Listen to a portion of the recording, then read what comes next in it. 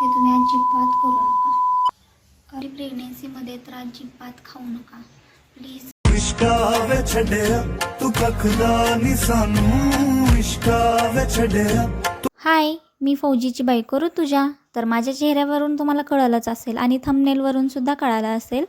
तर आत्ता जस्ट मी हॉस्पिटलमधून आली आहे आणि मला काही सुचत नाही आहे. मी आहे अशी बाहेर बसली आहे आणि व्लॉग स्टार्ट केला आहे. तर आत्ता जस्ट मी दवाखान्यातून आले. काय झालं ते पुढं तुम्हाला सांगतेच. पण खरंच मी जी चूक केली अजिबात करू नका.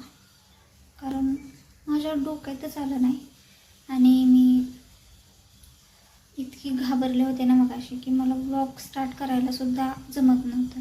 म्हणजे माझ्या डोक्यात काहीच विचार नाही आला पहिलं तर. कारण मला आत्ता सध्या 8वा महिना चालू आहे आणि तो संपला नाही आहे आणखी. आणि मला एवढे जास्त पोटात दुखत होतं ना की मला काही सुचत नव्हतं. मला एका क्षणासाठी असं वाटलं की आता हाच तो टाईम आहे. आता मला वाटलं डिलिव्हरी होईल का काय. पण स्वामींच्या कृपेने असं काय नाही झालं. सांगते मी तुम्हाला पुढे. पण खरंच तुम्ही मी जी चूक केली ना ती तुम्ही अजिबात करू नका. आता सकाळपासून मी काही खाल्लं नाही आहे, काहीच नाही खाल्लं, फक्त पाणी पिले. त्यामुळे पहिल्यांदा आत्ता मी माझ्यासाठी काहीतरी बनवते, खाते आणि मग तुमच्यासोबत बोलते. हां, इथे मी माझ्यासाठी शेवया बनवत होते कारण बाकी मला काही न खाण्याचं सांगितलं होतं. माझं तिकडं भात शिजतोय. तोपर्यंत म्हटलं तुम्हाला सांगावं काय झालेलं ते. तर झालं असं की काल मी खाल्ला होता आंबा. आता मला वाटलं नव्हतं की आंब्यामुळे मला एवढा त्रास होईल. पण मी काय केलं, सकाळी आंबा खाल्ला एक आणि त्यानंतर दुपारी जेवण करताना आंब्याचा रससुद्धा खाल्ला. तर तेच मला पचलं नाही आणि मला सकाळी 6 वाजल्यापासून लूज मोशन सुरू झाले. आणि एवढं जबरदस्त पोटात दुखत होतं ना, न सांगण्यासारखं. ते मला डॉक्टर आत्ताच मी दवाखान्यात गेले तेव्हा त्यांनी सांगितलं की जर प्रेग्नेंट नसते तर काही झालं नसतं, पण प्रेग्नेंट आहे ना त्यामुळे मला तसं झालं. किती त्रास झाला मला. एका क्षणासाठी असं वाटलं की मला आता लेबर पेन सुरू झालेत आणि आत्ताच डिलिव्हरीला जावं लागते का काय, असं वाटत होतं मला. पण स्वामींच्या कृपेने असं काही नाही आहे. आणि डॉक्टरांकडे गेलेले, त्यांनी माझं चेकअप केलं तर सगळं काही नॉर्मल आहे. फक्त काय तर ते लूज मोशन होत होते ना त्यामुळे पोटात दुखत होतं, बाकी काही नाही.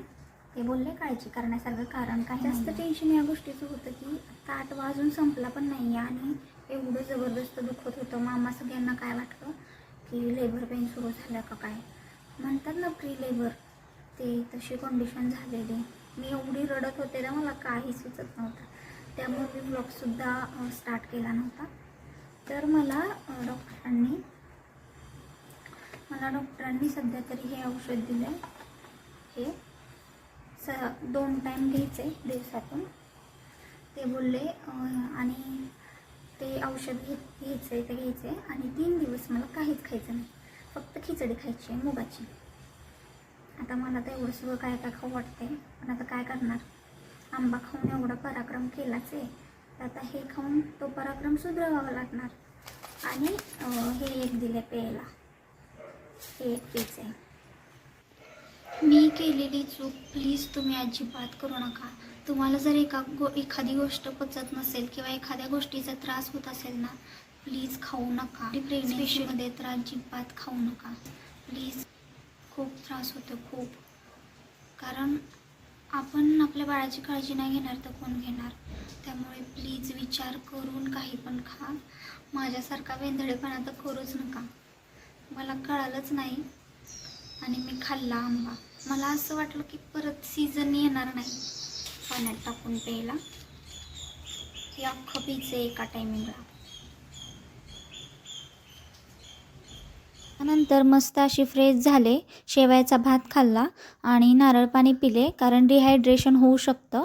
त्यामुळे चला भेटूया पुढच्या व्लॉगमध्ये. व्लॉग कसा वाटला नक्की कमेंटमध्ये सांगा. Bye bye.